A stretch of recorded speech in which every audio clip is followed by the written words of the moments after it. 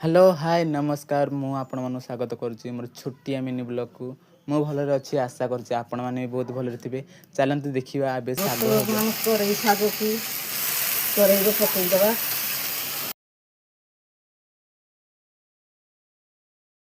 दबा स्वाद अनुसार लूण पकई दबा तापर टिके घांटी दबा। इना साग हो गला सागर पानी मरी गला इना गोटे जगह को काढ़ी दबा। साग सीझी गला परे साग काढ़ी देकी एबे करेई बसैकी तेल दे दबा हल्सा टिके फुटण दे दबा रसुण को छेंची दबा रसुण छेंचा पकई दबा रसुण हो गला साग को पकई दबा तापर टिके घांटी दबा 4 मिनिट घांटीला परे एबे साग हो गला गोटे जगह से एबे काढ़ी देछि।